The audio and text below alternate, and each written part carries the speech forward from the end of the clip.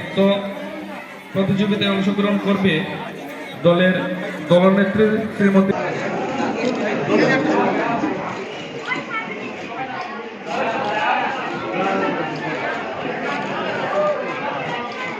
যুবকদের দেখুন, রক্তদান এর জন্যই আজকে যেহেতু যুবদের নিয়ে কার্যক্রমটা ছিল, যুবরাই বিশেষ করে এনওয়াইকে ক্লাব ও সংগঠন বা ইউথদেরকে নিয়ে কাজ করেন। এতে এখানে যাদের পার্টিসিপেন্ট ছিল তার মধ্যে অধিকাংশই যারা ক্লাব থেকে এসছে।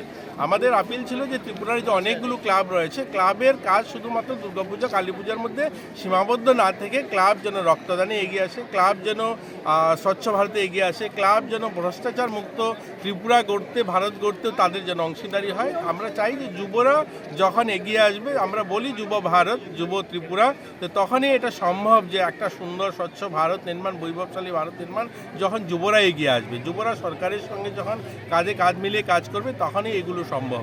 তার জন্যই অনুরোধ থাকলো যে সবাই যেন মিলে কাজটা করে। আমাদের রাজ্যে হাজারো ক্লাব রয়েছে, প্রত্যেকটা ক্লাব যদি বছরে একবারও ব্লাড ডোনেশন ক্যাম্প করে, তাহলে আজকের যেটা মধ্যে কয়েকদিন নির্বাচনের কারণে পলিটিক্যাল পার্টিগুলো নির্বাচনের কারণে সেখানে রক্তদান করতে পারেনি, কিন্তু সেখানে দেখা গেছে যে একটু যেন শর্টেজ হয়েছে, সব জায়গায় না, কোনো কোনো জায়গায় সেগুলোও থাকবে না, সেই ঘাটতিগুলো পূরণ হবে। সকলের কাছে অনেক ধন্যবাদ, সকলের কাছে ধন্যবাদ।